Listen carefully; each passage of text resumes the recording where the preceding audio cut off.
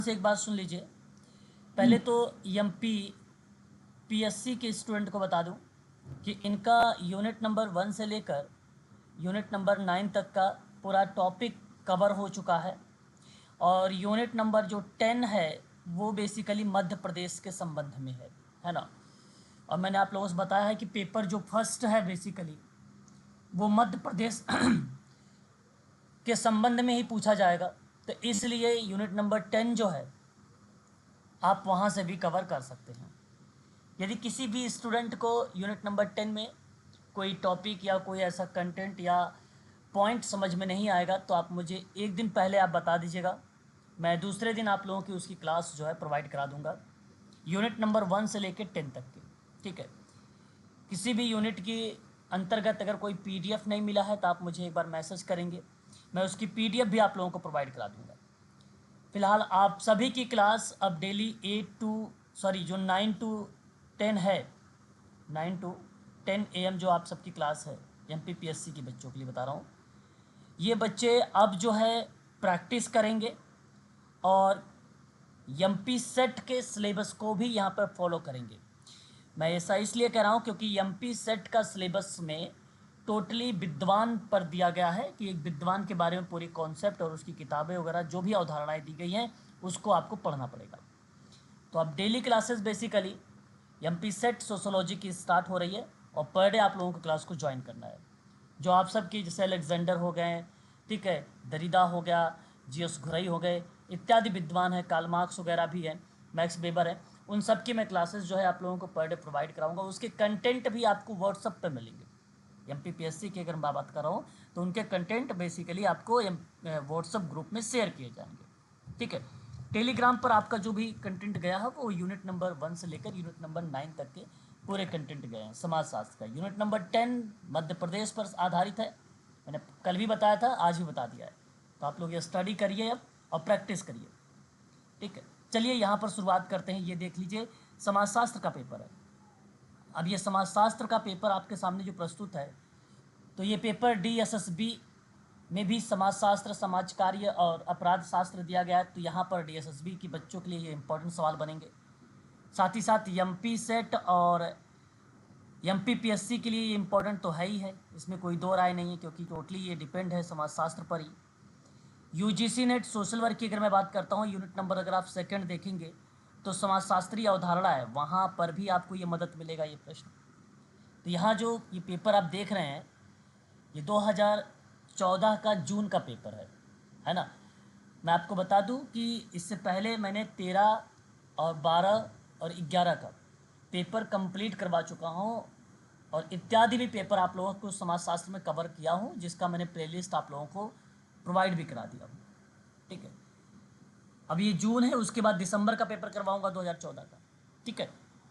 तो ध्यान से देखिएगा, यहाँ पर पहला ही प्रश्न समाजशास्त्र में शोध होता है, रिसर्च होता है, उससे सवाल पूछ लिया गया है। जिन परिवर्तों का मतलब होता है वेरिएबल्स, है ना। जिन परिवर्तों का परीक्षण किया जाना है उनके बीच संबंध को कहते हैं क्या? शोध प्रश्न, परिकल्पना, अध्ययन का उद्देश्य या अध्ययन की समस्या। 4 ऑप्शन आपके सामने प्रस्तुत हैं, प्लीज इसका जवाब बताइएगा। क्या होना चाहिए करेक्ट स्टेटमेंट इस प्रश्न का? बताइए भाई। यूजीसी नेट का ये जून 2014 का पेपर है और ये सोशोलॉजी का पेपर है ना। क्या आप मुझे बता सकते हैं जिन वेरिएबल्स का परीक्षण किया जाना है उनके बीच संबंध को हम क्या कहते हैं?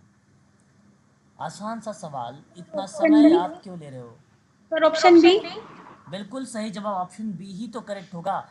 पर देखो, चरों की परीक्षण के बारे में आप जब भी कोई प्रोसेस की बात करते हैं तो वो हाइपोथेसिस में ही देखने को मिलता है। हाइपोथेसिस का मतलब होता है परिकल्पना, है ना। इसका मीनिंग क्या बनता है? परिकल्पना। और मैं सही जवाब आप लोगों को बता दूं कि जिन परिवर्तों का परीक्षण किया जाना होता है उनके बीच के संबंध को परिकल्पना कहते हैं। और इसमें अनुसंधान प्रक्रिया में निष्कर्ष से पहले ही मतलब रिजल्ट सारांश सार से पहले ही, ठीक है, अनुसंधान प्रारंभ करते समय अनुमान पर आधारित ऐसे संभावित निष्कर्ष निकाले जाते हैं जिनकी सत्यता का परीक्षण करना शेष रहता है या शोध प्रश्न से अलग होता है। और शोध प्रश्न और परिकल्पना के बीच मुख्य अंतर यह है कि परिकल्पना एक प्रयोगात्मक परिमाण की या रिजल्ट की आप भविष्यवाणी कर सकते हैं। तो इसलिए चरों का परीक्षण किया जाना परिकल्पना के बीच के संबंध को दर्शाता है। और सही जवाब आपका यहाँ पर ऑप्शन नंबर बी है, ठीक है, बी सत्य माना जाएगा। Question number second, Karl Marx के अनुसार, देखिए मार्क्स का टॉपिक जल्द ही चलाऊंगा, कल या परसों में स्टार्ट हो जाएगा। टोटली जितना बेसिक रहेगा मैं यहाँ पे करवाऊंगा, लेकिन डीएसएसबी के बच्चों के लिए मैं करवा चुका हूँ, एमपी पीएससी के स्टूडेंट को भी ये कंप्लीट हो चुका है।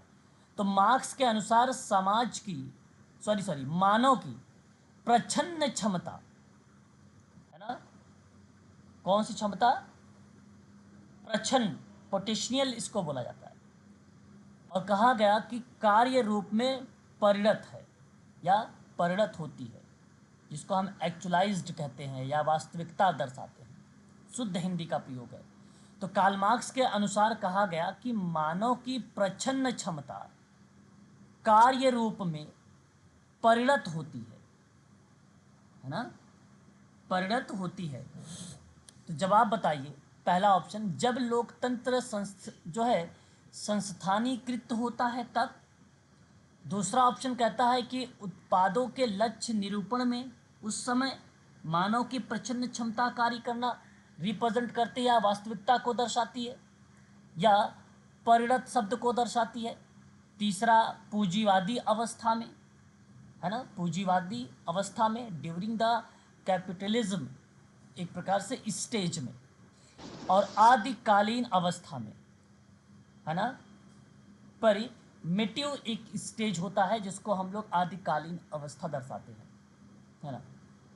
तो ह्यूमन पोटेंशियल शब्द दिया गया है और ये शब्द रिप्रेजेंट हुआ है कार्ल मार्क्स के द्वारा।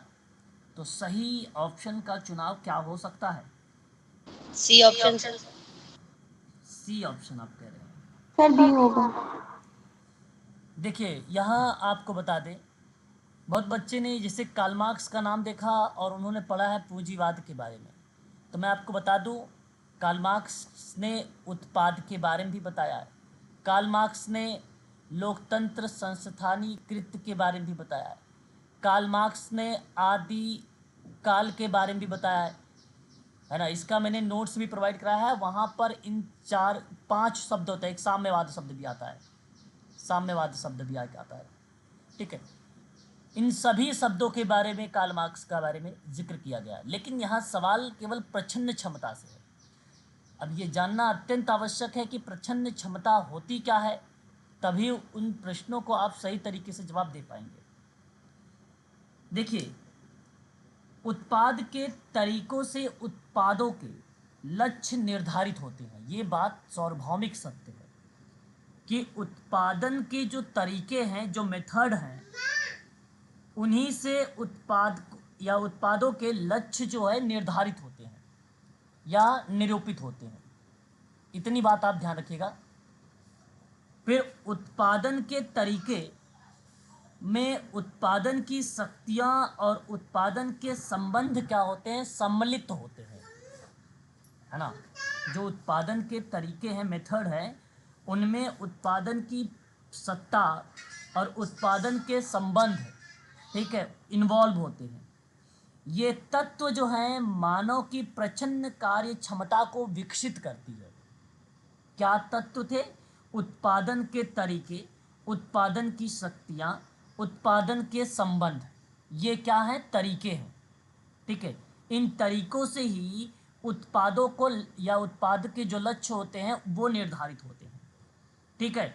मानव की सामर्थ्य उत्पादों के वस्तुपरक के कार्यान्वित का मतलब किसी क्रियाओं को संचालन में, मानव के सामर्थ्य उत्पादों वस्तुपरक में क्रियान्वित होते हैं और प्रत्येक व्यक्ति की सृजनात्मकता की जो क्षमता होती है उसमें वस्तुपरकता का आवश्यकता या आवश्यक तत्व को शामिल किया भी जाता है।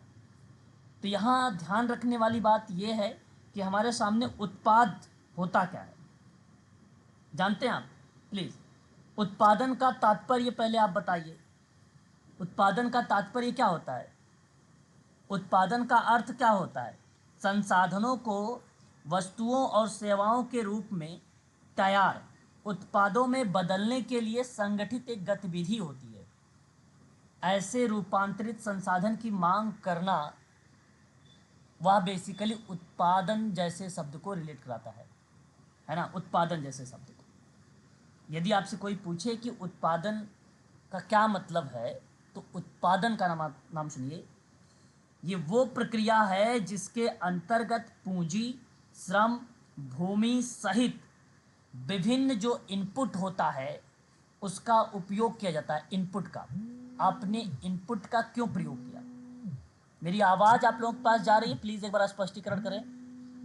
Yes sir. ओके, तो अगर मैं आपसे कहता हूँ यहाँ पर कि विभिन्न इनपुटों का उपयोग करके उत्पादों या सेवाओं के रूप में आउटपुट बनाने के लिए किया जाता है, तो उस परिप्रेक्ष्य में ये शब्द रिलेट होता है उत्पादन, है ना? क्या शब्द रिलेट होता है? उत्पादन। तो उत्पादन में ये बात ध्यान रखिए कि जिसके अंतर्गत पूंजी, श्रम, भूमि सहित विभिन्न इनपुट का उपयोग किया जाता है, उन उत्पादों और सेवाओं के रूप में आउटपुट बनाने के लिए किया जाता है क्रिया उत्पादन को। उत्पादन का मतलब सिंपल होता है ना? आप कह सकते हैं कच्चे माल या घटकों से माल और उत्पाद बनाने या विनिर्माण करने की प्रक्रिया को हम लोग उत्पादन कह सकते हैं, है ना? सवाल आसान है कि मानव की प्रचंड क्षमता कार्य के रूप में परिणत होती है और वह उत्पादों के लक्ष्य निरूपण में, उत्पादों के लक्ष्य निरूपण में ऑप्शन नंबर बी आपका सेकंड है। उस संबंध को क्या कहते हैं जिसमें एक चर में परिवर्तन सदैव दूसरे चर में परिवर्तन को उत्प्रेरित करता है, उत्प्रेरित करता है ना? आप जवाब बताइए यहाँ पर कि क्वेश्चन नंबर 3 का सही ऑप्शन क्या होना चाहिए? Sir option B. Option B कह रहे हैं। उस संबंध को क्या कहा जाता है? उस संबंध को क्या कहा जाता है या क्या कहते हैं जिसमें एक वेरिएबल में, मतलब एक चर में परिवर्तन सदैव जो है दूसरे चर में परिवर्तन को उत्प्रेरित करता है, एक प्रकार से मोटिव करता है। तो सही तो वेरिएबल यहाँ पे कार्य और जो है प्रभाव का संबंध होगा, है ना? आप इस बात को ध्यान रखिए कि जिस संबंध में एक चर में परिवर्तन सदैव दूसरे चर में परिवर्तन को उत्प्रेरित करता है ना, उसे कार्य और प्रभाव संबंध कहते हैं। सांख्यिकीय संबंध जो है परिवर्तन की भविष्यवाणी करता है, सांख्यिकीय संबंध, है ना? और यह भी बताता है कि एक चर के दूसरे चर में परिवर्तन होने में क्या अंतर प्राप्त हुआ है। किसी निष्कर्ष पर पहुंचने के लिए एक चर दूसरे चर का कारण बनता है, ये बात आपको पता है। तो सिंपल सी बात है कि कार्य और प्रभाव का जो संबंध होता है, इसी को कहा जाता है कि एक चर में परिवर्तन सदैव दूसरे चर में परिवर्तन को मोटिव करता है, प्रेरित करता है या उत्प्रेरित करता है। सही जवाब ऑप्शन नंबर आपका डी होगा, ना कि बी होगा। ठीक है, देखिए क्वेश्चन नंबर 4 फैक्ट पर आधारित है।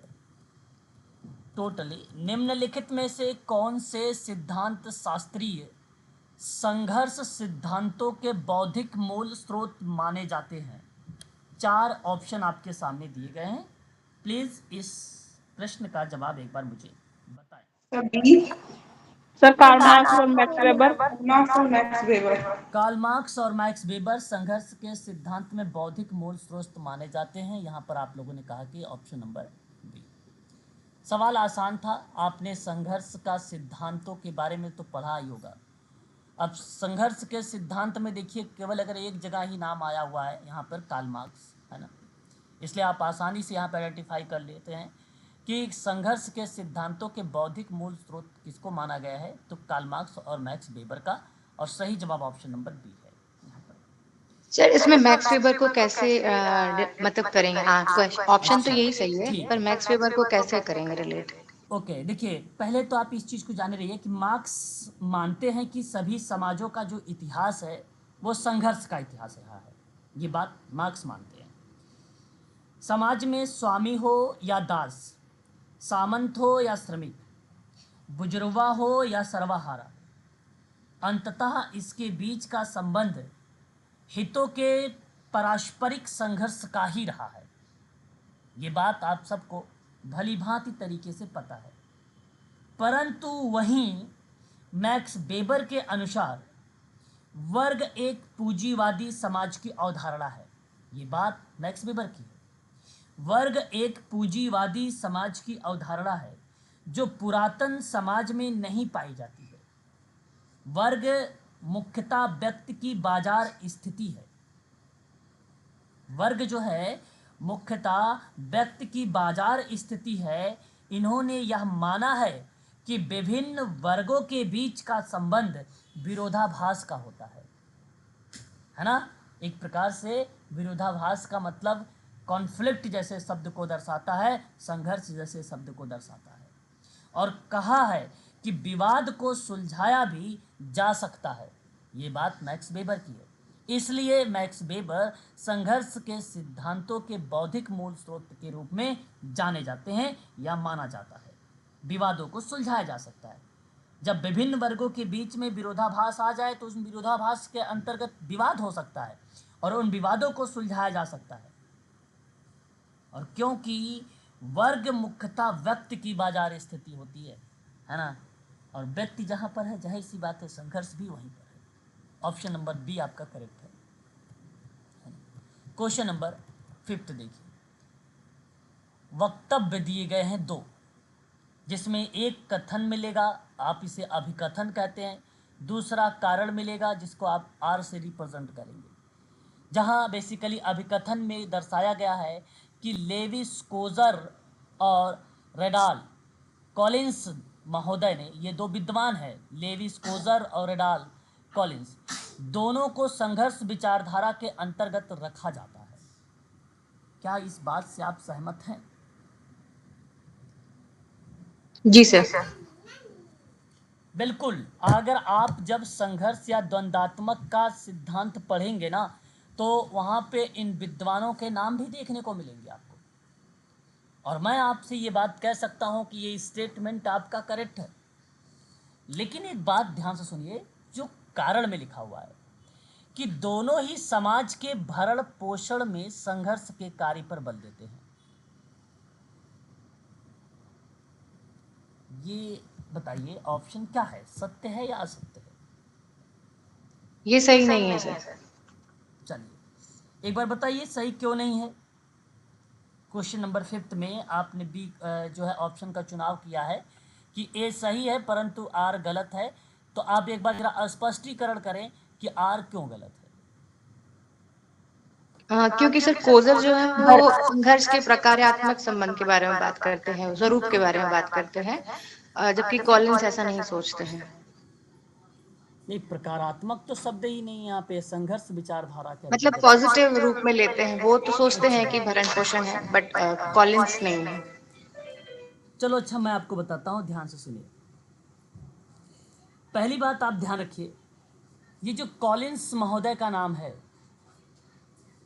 इनका मानना है कि मार्क्सवादी सिद्धांत अस्तरीकरण के संघर्ष सिद्धांत के लिए आधार प्रदान कर सकता है।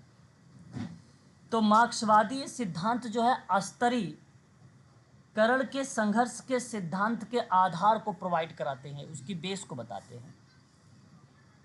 तो दोनों समाज के भरण पोषण में संघर्ष का कार्य पर बल देते हैं। दोनों नहीं देते हैं, केवल एक पर्सन यहाँ पर अपनी भूमिका निभाता है ना।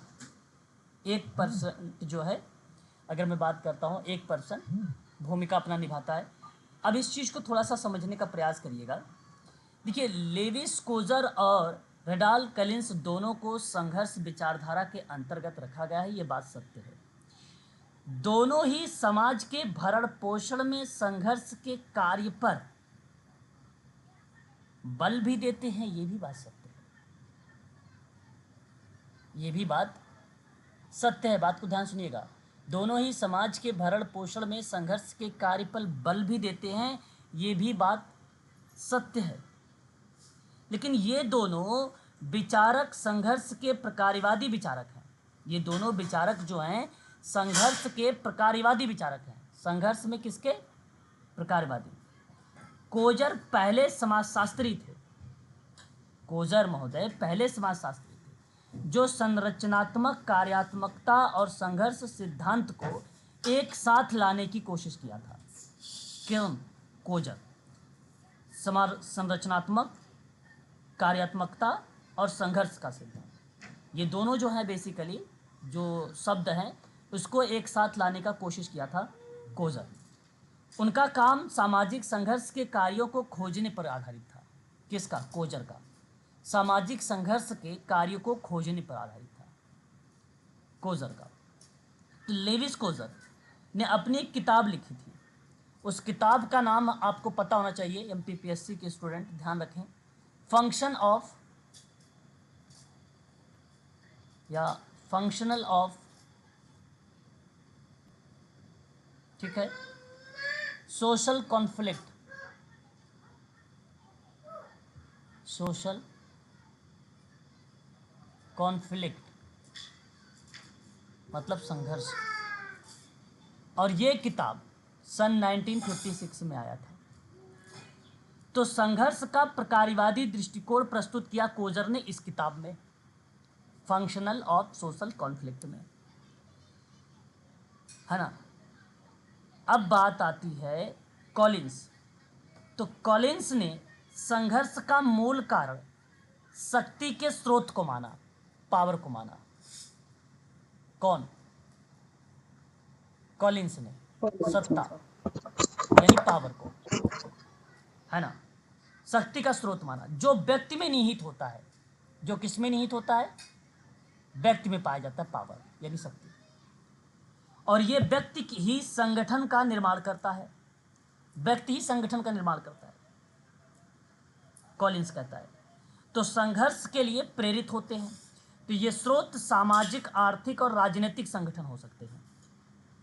जो रिसोर्सेज होंगे वो बेसिकली सामाजिक, ठीक है, आर्थिक, राजनीतिक संगठन हो सकते हैं।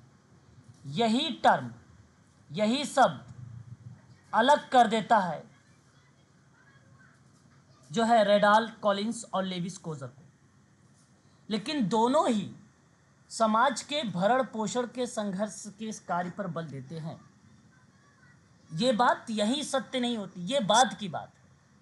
ये स्टेटमेंट आंशिक रूप से सत्य है, आंशिक रूप से सत्य है, क्योंकि मुझे अभिकथन और कारण के माध्यम से जाना है।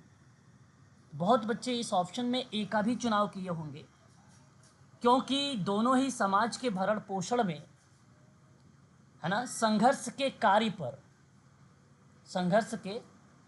पर बल देते हैं। ये बात सत्य है। ये बाद की बात है कि भरण पोषण वाला, लेकिन किस परिप्रेक्ष्य में भरण पोषण? तो कॉलिंस का जो भरण पोषण बनेगा वो सामाजिक, आर्थिक, राजनीतिक संगठन के माध्यम बनेगा।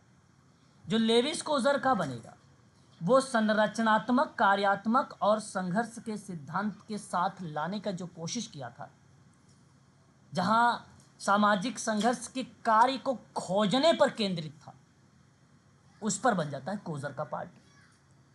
ठीक है। और इस सवाल का सही जवाब ऑप्शन नंबर सेकंड ही सही है। ए सही है परंतु आर गलत है। दोनों की विचारधाराओं की बात कहा गया था, विचारधाराएं थी यहाँ पे लिखा हुआ, और विचारधारा की वजह से ऑप्शन बी का चुनाव हुआ है ना। तो विचारधाराएं तो अलग अलग थी, है ना, और इन विचारधाराओं में जो बात हो रही थी सामाजिक आर्थिक राजनीतिक को लेकर, ये बाद की बात है कि वहां पर व्यक्तियों को क्या किया जा रहा है, भरण पोषण किया जा रहा है। तो इस परिप्रेक्ष्य में ऑप्शन प्राथमिकता के आधार पर बात एक कॉन्सेप्चुअल है, इसीलिए ये प्रश्न गलत होता है विकथन कारण वाले में, क्योंकि ये चीजें समझना अत्यंत आवश्यक होता है। मेन टर्म यही है व्यक्ति पर ये, और दूसरा अगर मैं बात कर रहा हूं तो संरचनात्मक कार्यात्मकता और संघर्ष का सिद्धांत एक साथ लाने के साथ साथ सामाजिक संघर्ष के कार्यों को खोजने की बात, तो कोजर का कॉन्सेप्ट। ठीक है, अगला सवाल क्वेश्चन नंबर 6, पूर्वोत्तर क्षेत्रों में विद्रोह का कारण बता सकते हो क्या?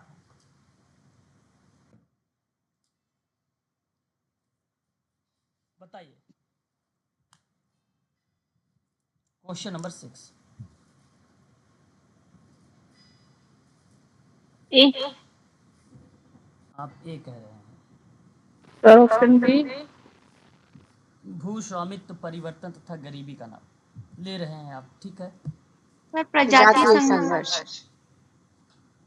ओके, सुनिए,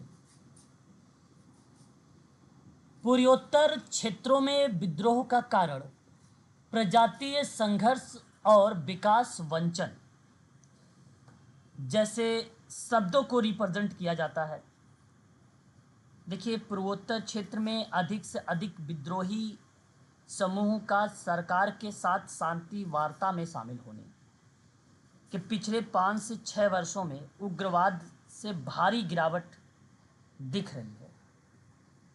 गृह मंत्रालय के द्वारा वर्ष 2019 में जारी आंकड़ों के अनुसार 2014 के बाद से पूर्वोत्तर क्षेत्रों में विद्रोह में कमी आ रही है या देखने को भी मिला है।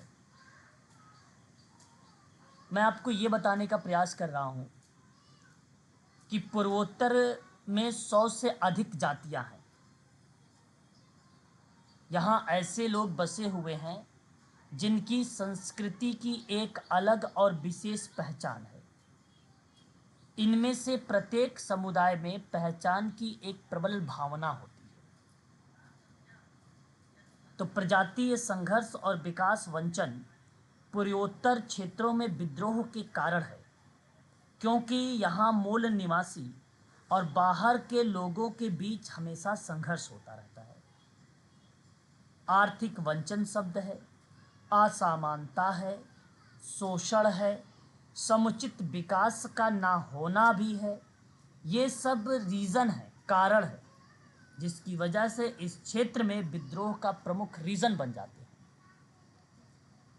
तो क्षेत्र ऐसे कई समूह इस विशिष्टता को राजनीतिक और सामाजिक रूप में विभक्त किया जाता है या अभिव्यक्त करना चाहता है। तो इसके कारण क्षेत्र में कई विभाजनकारी ताकतें कार्य कर रही हैं, जिसके वजह से इस क्षेत्र में उग्रवाद का जन्म हो जाता है। इस परिप्रेक्ष्य में देखा जाता है ना। विद्रोही समूहों के बीच में अगर असहमति होगी तो भी बन जाता है पार्ट, है ना। लोगों की आकांक्षाओं को संबोधित करने के दृष्टिकोण से देखा जाए तो भी वो प्रक्रियाएं बेसिकली बन जाती हैं। वार्ताओं में संलग्नता की बात करें, बाहरी सहायता की समाप्ति की भी बात कर दे तो भी ये पार्ट बन जाता है। तो ये कहते हैं कि हिंसा में गिरावट का कारण बन गया, हिंसा का मतलब विद्रोह होने का कारण बन गया, है ना। और ये रीज़न बन जाता है आपका ऑप्शन नंबर पहला। भूस्वामी परिवर्तन गरीबी नहीं है, अपराधीकरण और भ्रष्टाचार भी नहीं है, धार्मिक कट्टरवादता और आतंकवाद का पार्ट भी नहीं है। केवल और केवल पूर्वोत्तरी क्षेत्रों की अगर मैं बात कर रहा हूँ, जहाँ आप लोग इधर 7 सिस्टर वाला एरिया देखते हैं, उनकी बात मैं कर रहा हूँ, उस एरिया की बात। तो वहाँ बेसिकली प्रजातीय संघर्ष और विकास वंचन शब्द रिलेट होता है। जानते हैं ये वंचन शब्द क्या होता है प्लीज? वंचन का कमी पे मतलब सर। वंचित रहना सर, जो एक्चुअल विकास वहाँ पे होना चाहिए वो नहीं है वहाँ पे। ठगी, एक प्रकार से धोखा देना, है ना। वंचन करना, वंचन का मतलब सीधा सीधा आप समझिए धूर्तता से, धोखा देने से, ऐसे शब्द रिलेट हो गया। आप जैसे वंचित शब्द जानते ही होंगे, किसी चीज़ों से आपने क्या कर दिया, उसको वंचित रख दिया, योजनाओं से, कार्यक्रमों से, इत्यादि चीज़ों से। तो विकास वंचन है ना, तो जाहिर सी बात है कमी विकास की कमी से प्रजाति संघर्ष की प्रक्रिया, ये दो शब्द हैं, दो शब्द के रीजन बनते हैं यहाँ पर, और ऑप्शन सही बन जाता है ये वाला। 7वां क्वेश्चन देखिए, टाउन्स जो है टाउनसेड ने बल देकर कहा है, ये विद्वान का नाम है ना, ये विद्वान का नाम आप देख रहे हैं यहाँ पर, और कहा कि वस्तुनिष्ठ रूप में गरीबी को केवल सापेक्षिक वंचन के रूप में परिभाषित किया जा सकता है, सापेक्षिक वंचन के रूप में परिभाषित किया जा सकता है।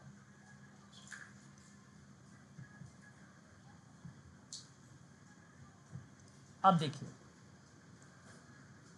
जो सापेक्षिक वंचन शब्द होता है या जो सापेक्ष वंचना होता है, वह कमी है जिसके कारण व्यक्ति समूह के आहार, जीवन शैली, गतिविधि, सुविधाओं को बनाए रखना संभव ही नहीं होता, जिन्हें उस समाज में व्यापक रूप से प्रोत्साहित या स्वीकृति किया जाता है जिससे वे संबंधित होते हैं। तो ये सापेक्षिक वांछना शब्द होता है। मैं आप सबसे कहूंगा कि यह स्टेटमेंट आपका सत्य है कि वस्तुनिष्ठ रूप में गरीबी को केवल सापेक्षिक वंचना के रूप में परिभाषित किया जा सकता है, और ये कथन दिया गया है टाउसलैंड के द्वारा या टाउनसेड के द्वारा। ये बात आप ध्यान रखिएगा। यहाँ पे आगे आपसे एक और स्टेटमेंट आता है कारण के रूप में, कहा कि समाज लोगों की आवश्यकताओं तथा खाद्य सामग्री के उपभोग का निर्धारण करता है। समाज, ये भी बात सत्य है, समाज लोगों की आवश्यकताओं और खाद्य सामग्री का उपभोग का निर्धारण करता है। अच्छा, ऐसा क्यों करता है? क्योंकि कथन में गरीबी का उसका सदस्य बनकर ही समझा जा सकता है। अगर आप कथन में गरीबी को उसका सदस्य बनकर समझते हैं तो स्टेटमेंट वहां पर करेक्ट माना जाएगा, लेकिन समाज लोगों की आवश्यकताओं और खाद्य सामग्री के उपभोग का निर्धारण करता है। क्या यहां पर यह स्टेटमेंट सत्य है? प्लीज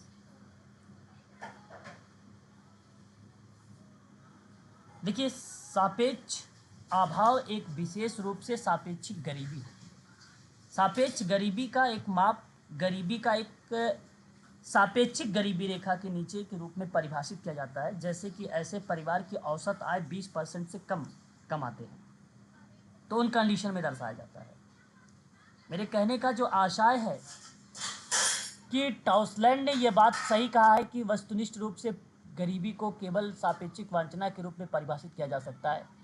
दूसरा, समाज के लोगों की आवश्यकताओं और खाद्य सामग्री के उपयोग जो है उपभोग का निर्धारण करता है, ये भी बात सत्य है, लेकिन इसकी व्याख्या यहाँ पर नहीं है, क्योंकि वस्तुनिष्ठ का मतलब होता है, देखिए मैं अगर आपसे बात करता, एक वस्तुनिष्ठ शब्द दर्शाता है जो बेसिकली टोटली प्रक्रियाओं पर डिपेंड होता है और उसके गुण पे नहीं, जिस तरीके से समस्या है उसी समस्या के उसी के आधार पे आपको समाधान करना पड़ता है। और जब हम वस्तुनिष्ठ की बजाय व्यक्तिनिष्ठ पर बात करते हैं तो इसका मतलब हो जाता है कि किसी पर्टिकुलर व्यक्ति के बारे में हम बात करने लगते हैं। अब गरीबी केवल सापेक्षिक वांछना के रूप में रिप्रेजेंट होती है, ये वस्तुनिष्ठ के रूप में आधारित है टाउसलैंड के द्वारा या टाउनसेड के द्वारा, ये बात सत्य है। दूसरी बात, उसके आधार पे अगर मैं करता हूँ वस्तुनिष्ठ को लेकर, तो यहाँ पे समाज लोगों की आवश्यकताओं और खाद्य की उपभोग के निर्धारण करता है, ये भी बात सत्य है, लेकिन उसके आधार पे, लेकिन वस्तुनिष्ठ के आधार पे ये टाउनसेड ने ये बात नहीं कही है। टाउनसेड ने कहा क्या था? टाउनसेड ने ये कहा था कि गरीबी को उसका सदस्य बनकर ही समझाया। अगर उसका सदस्य यहां पर लिखा होता तो यहां पर व्याख्या होती, अदरवाइज व्याख्या नहीं है। उसने इसका सदस्य बनकर बोला है कि सदस्य बनकर ही गरीबी को समझा जा सकता है, गरीबी को समझा जा सकता है। यदि ये लिखा होता किसी पॉइंट को संदर्भित करता तो आप कहते कि व्याख्या है भाई, आप ऑप्शन नंबर सी का चुनाव करें। अदरवाइज ऑप्शन नंबर आप डी का चुनाव करें। ए आर दोनों सही है, परंतु आर ए का सही स्पष्टीकरण नहीं करता है। ये आपकी बात सत्य है। क्वेश्चन नंबर नेक्स्ट कहता है क्वेश्चन कि यह किसका सुझाव है कि ईश्वर दैवीकृत समाज है। ईश्वर दैवी कृत्य समाज है। ये सवाल आपके सामने प्रस्तुत है। आसान सवाल, जवाब आप दे सकते हैं please.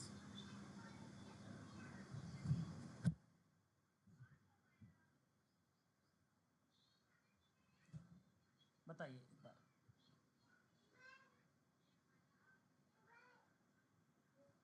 Sir Max Weber. Max Weber.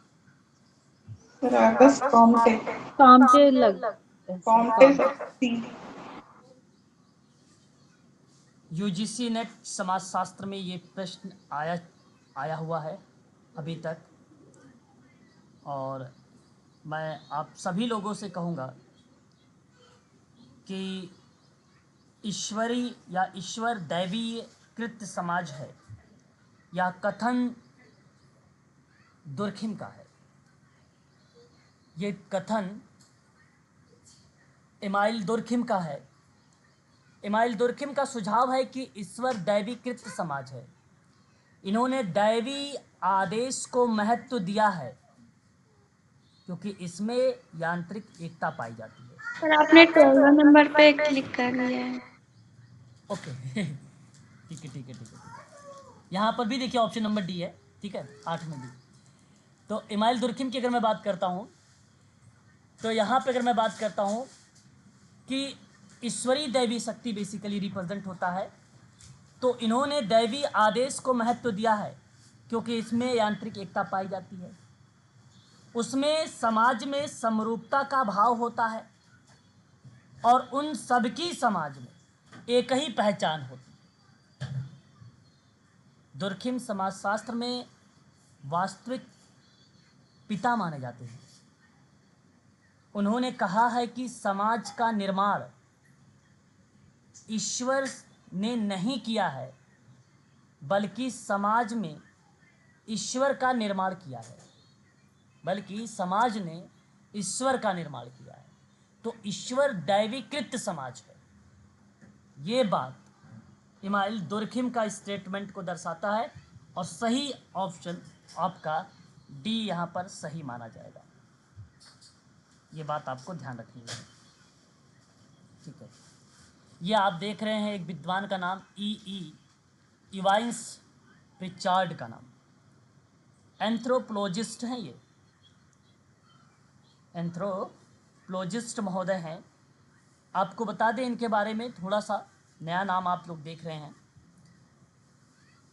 Sir Edward इवास Pritchard मानव विज्ञानी थे। इन्होंने सामाजिक नृविज्ञान के विकास में एक अहम या एक महत्वपूर्ण भूमिका निभाया है।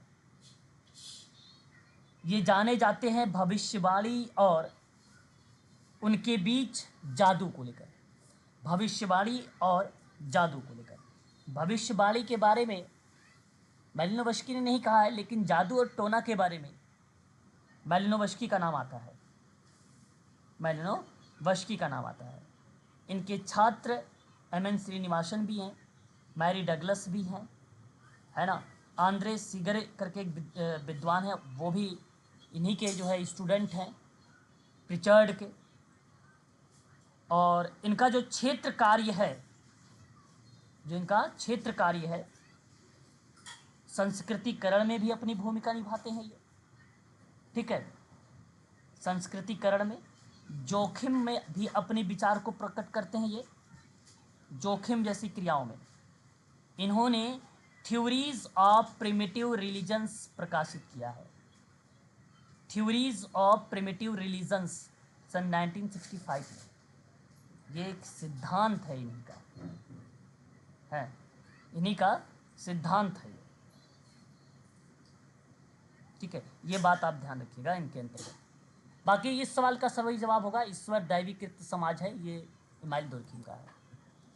क्वेश्चन नंबर 9 कहता है कि भारतीय परिवार में माता पिता, देखिए बड़ा आसान सा सवाल है, बहुत सारे बच्चे मुझसे पूछते हैं पुनर्समाजीकरण क्या होता है, समाजीकरण क्या होता है, प्रौढ़ समाजीकरण क्या होता है, प्रत्याशित समाजीकरण क्या होता है, अभी सबके बारे में बताऊंगा।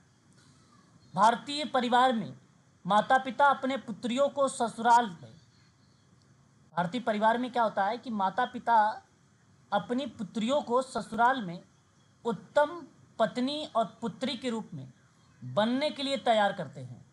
यह किसका उदाहरण बनेगा? सर प्रत्याशित समाजीकरण। ये समाजीकरण। देखिए यदि सर बी। आप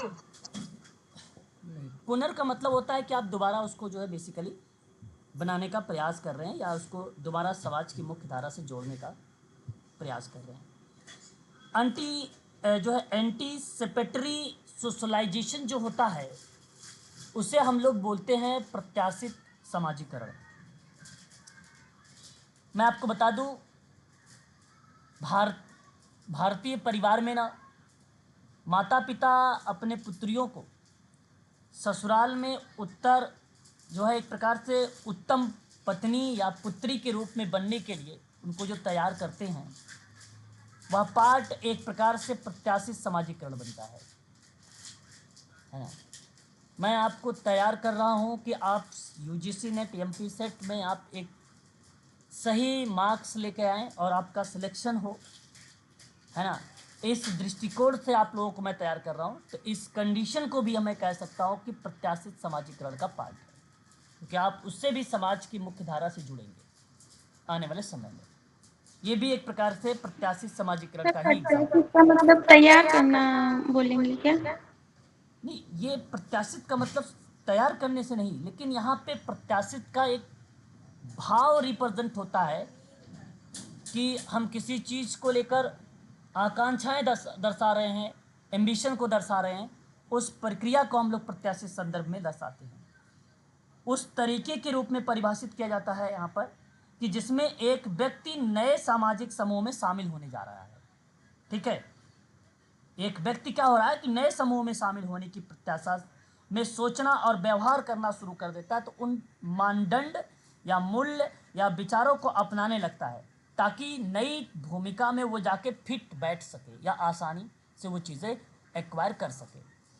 उन संदर्भ में प्रत्याशित शब्द को लिया जाता है ना, उन संदर्भ में प्रत्याशित। बताइए, इतनी बात बताइए, समझ में आया कि नहीं? जी सर, आगे से।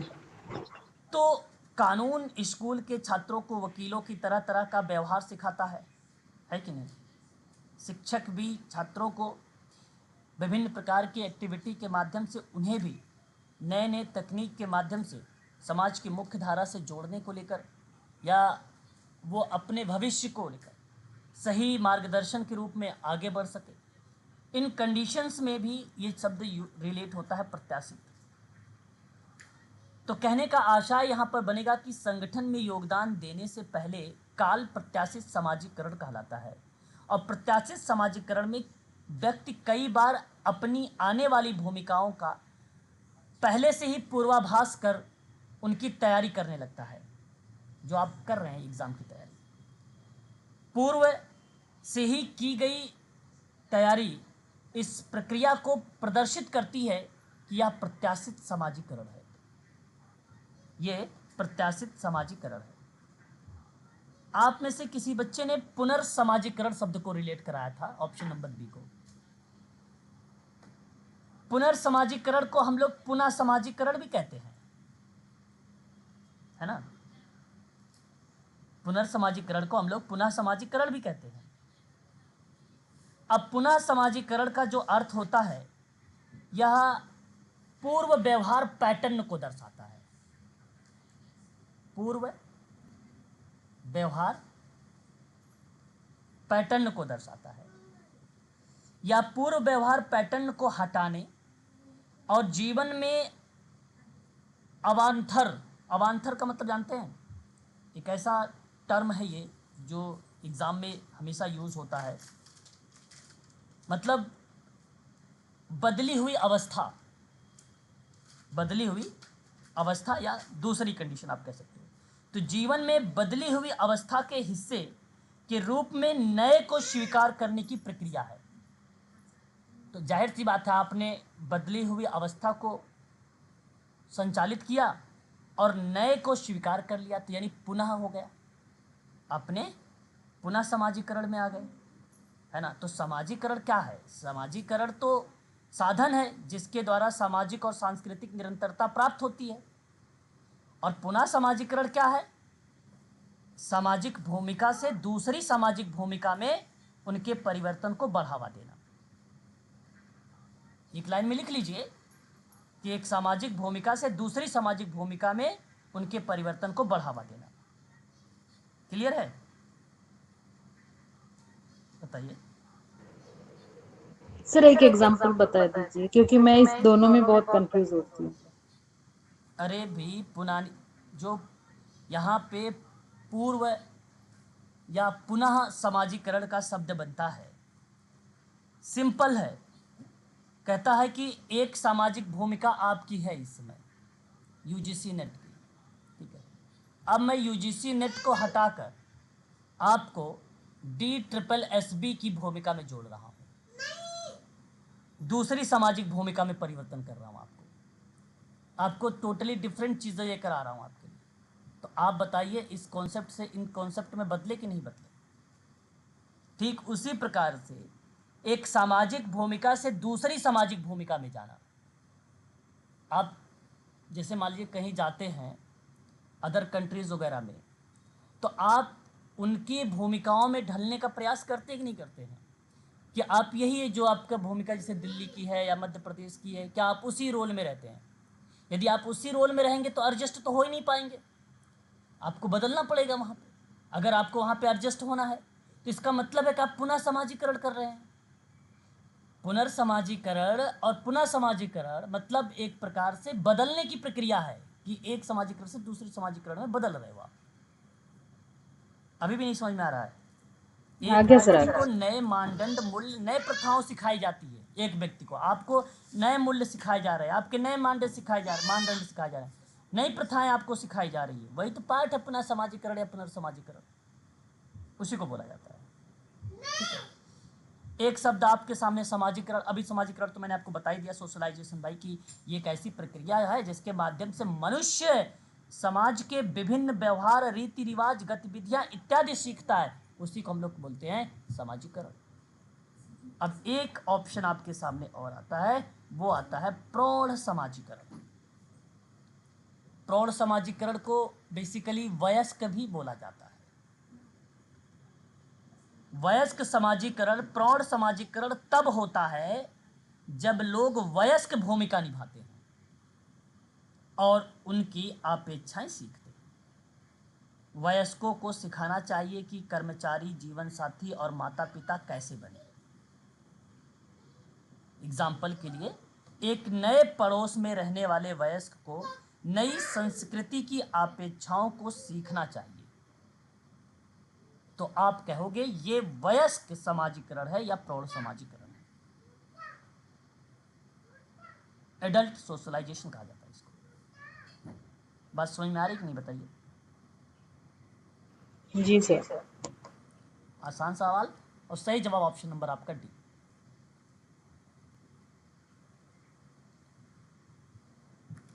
क्वेश्चन नंबर नेक्स्ट, निम्नलिखित में से कौन सा सिद्धांत यह कहता है, क्या सुनिए जरा, अन्य लोगों के साथ अंतर व्यवहार में लोग स्वयं हित से अभिप्रेरित होते हैं।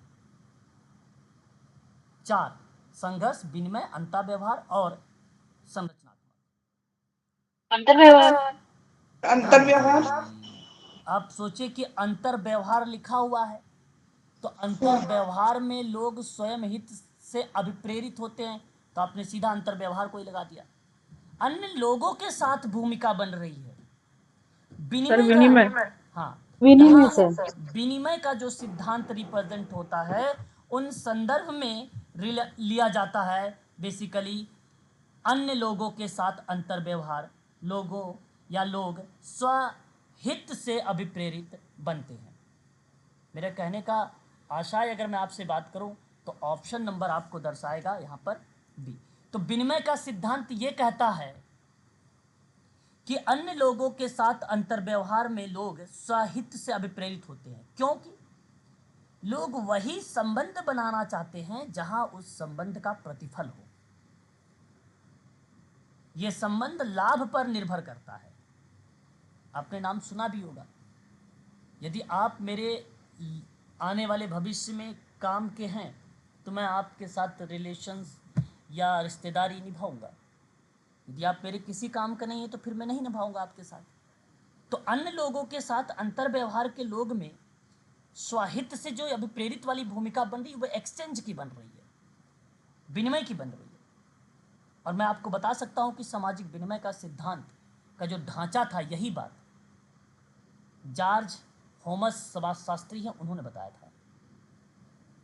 किसने बताया था? जॉर्ज थॉमस ने। लेकिन आप सोच रहे होंगे कि अंतर व्यवहार एक शब्द दर्शाया गया है, तो अंतर व्यवहार बता दूं मैं आपको कि व्यक्तिगत व्यवहार को पर बात हुई है, पर्टिकुलर किसी व्यक्ति के व्यवहार की बात हुई है। अब वो आंतरिक, देखो एक आंतरिक व्यवहार होता है, एक बाह्य व्यवहार होता है, उन संदर्भ को ये संदर्भित करता है, उसको आंतरिक व्यवहार कहते हैं।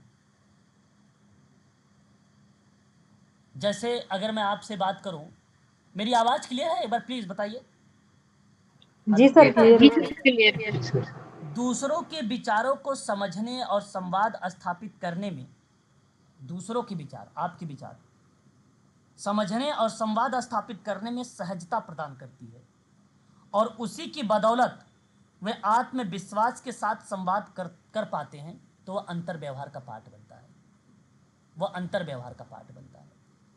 ये बात ध्यान रखिएगा। और संघर्ष तो आपको पता ही है, एक ऐसी स्थिति जिसमें व्यक्तियों या समूहों के बीच हित, उपेक्षाएं, अपेक्षा, मूल्य, विचार में अस्वीकार मतभेद हो जाए, तो वहां संघर्ष तो बनना पक्का है, इसमें कोई दो राय नहीं। दूसरा आपका सामने एक संरचनात्मक शब्द है, स्ट्रक्चर।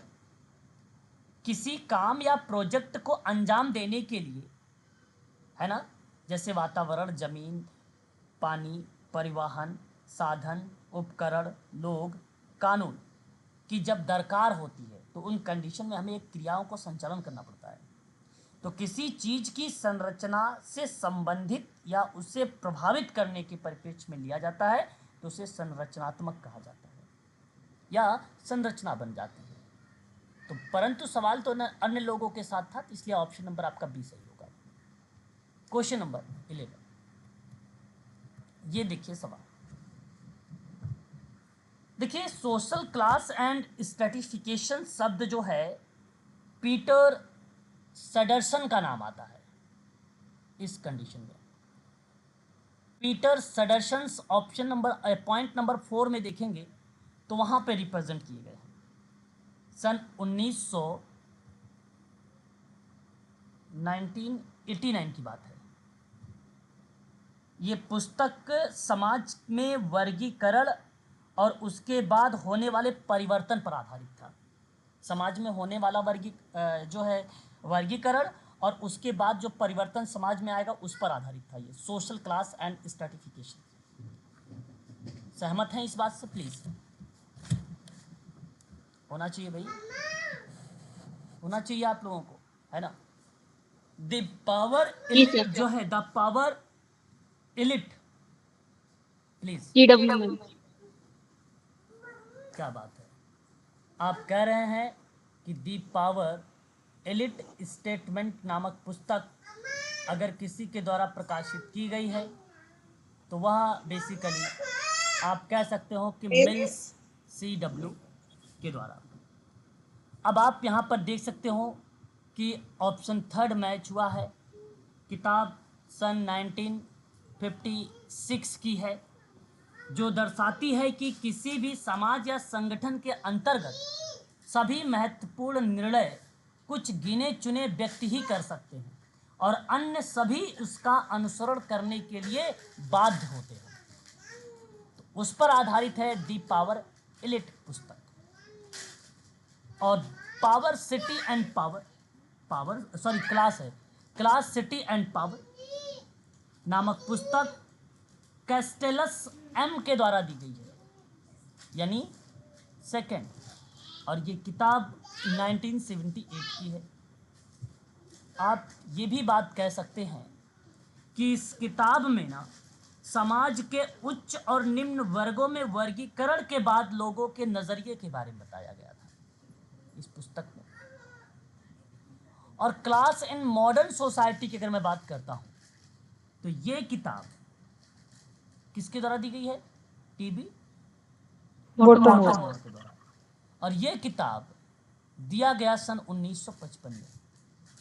और ये किताब आधुनिक समाज में वर्गीकरण और पूर्वी यूरोप के लोगों का उच्च और निम्न वर्ग में बदलाव पर लिखी गई है। तो जिस ऑप्शन में 4, 3, 2, 1 आ रहा है वो ऑप्शन सही है। सी ऑप्शन आपका सही है, यानी थर्ड वाला ऑप्शन आपका करेक्ट चला जाएगा यहां पर। ठीक है, अगला क्वेश्चन देखेंगे। समाजशास्त्र सामाजिक कार्य को समझने का विज्ञान है। यह कथन किसका है?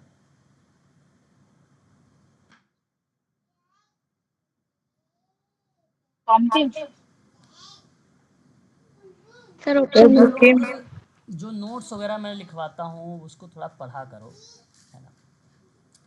समाजशास्त्र समाज कार्य को, देखिए ये सवाल यूजीसी नेट सोशल वर्क के स्टूडेंट ध्यान रखें कि समाजशास्त्र समाज कार्य को समझने का विज्ञान है। बात सही है। यह कथन मैक्स वेबर का है। इन्होंने कहा है कि कर्ता कि वह अर्थपूर्ण क्रिया जो प्रत्यक्ष या परोक्ष रूप से किसी व्यक्ति के प्रभाव में या किसी व्यक्ति को प्रभावित करने के लिए की जाती है उन्हें सामाजिक क्रियाएं कहा जाता है। और सामाजिक क्रिया होने के नाते आपने पढ़ा भी होगा कि यह अवधारणा किसकी मिल जाती है?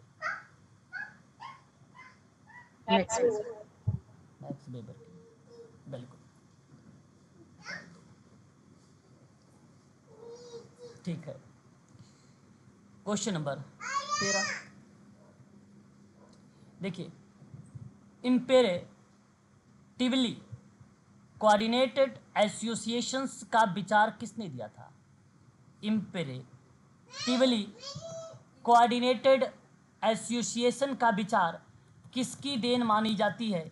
4 ऑप्शन आपके सामने है और यह विचार आप बता भी सकते हो। बहुत ही आसान सवाल, बहुत ही फेमस नाम, पेपर में खूब पूछा जाता है इसका नाम। बताइए।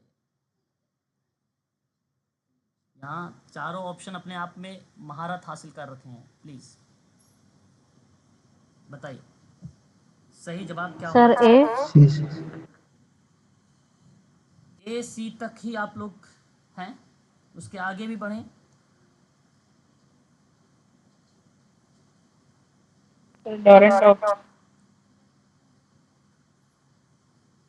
ओके, आप कह रहे हैं कि राउफ डोरेनडॉर्फ, है ना? और राउफ डोरेनडॉर्फ का नाम सत्य है यहाँ पे, सही है।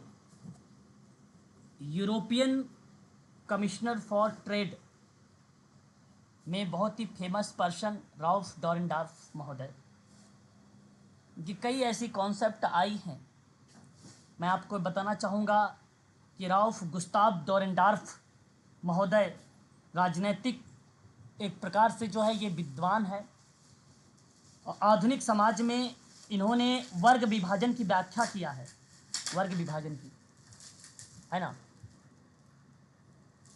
और इन्होंने कहा है कि व्यक्ति को अधिकार धारण करता है, उसका उपयोग वर्चस्व प्राप्ति के लिए करता है और प्रत्येक समाज ना अपने अपने लोगों के द्वारा दूसरों के या दूसरे के पीड़न पर आधारित होता है।